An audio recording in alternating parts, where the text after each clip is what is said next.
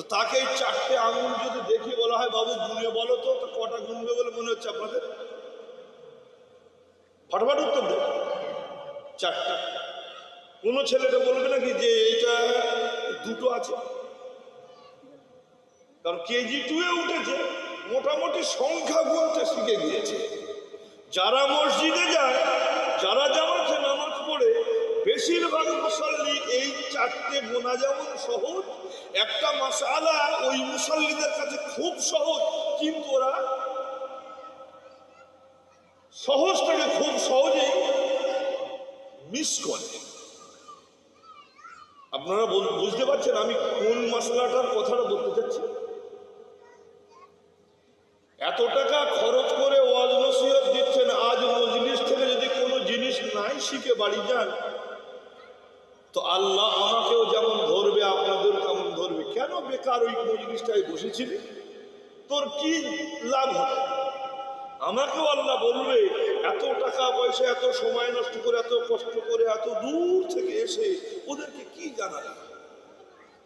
অতএব আজকের মজলিসে আমি চাচ্ছি আপনাদের কিছু কথা জানিয়ে যাব যেগুলো আপনারা জানেন কিন্তু কাজ করেন না, সেই রকম সহজ। এইরকম নামাজ পড়তে গিয়ে একটা খুব সহজ সরল মাসলা, যেটা আপনারা খুব সহজে বেমালুমে ভুলে যান। এরকম আপনার নজরে কি পড়ছে যে আমি এইটা এরকম করি, যেটা খুব সহজ? 4টে আঙুল গোনা যেমন সহজ, একটা মুসাল্লির কাছে এই মশলাটা এরকম সহজ, যেটা ছেড়ে আসে।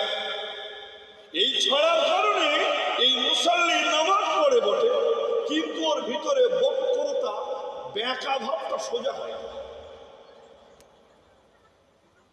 খুব সহজ জিনিস। হারামাইনে শরীফাইনে, মক্কা শরীফ ও মদিনা শরীফ, এই হারামাইনে শরীফাইনে মুয়াজ্জিন আছে প্রায় 10-12টা করে, ইমামও আছে 10-12টা করে। কথা বুঝতে পারলেন? কটা বললাম? 10-12টা করে মুয়াজ্জিন, 10 ইমাম। আর হারামাইনে শরীফাইনে বাইরে যত মসজিদ আছে, খুব বড় বড় মসজিদ যেগুলো, সেখানে মুয়াজ্জিন থাকে। না হলে ও যেই মুয়াজ্জিন সেই ইমাম, সেই একামত দেবে, সেই আজান দেবে, সেই নামাজ পড়াবে। ও একটাই লোক। ও সৌদি সরকার এখন ঠিক করেছে খুব বড় বড় মসজিদ যেগুলো, সেগুলো ব্যতিক্রম। তাছাড়া যত মসজিদ আছে, আমি বহু মসজিদে ঘোরাঘুরি করেছি।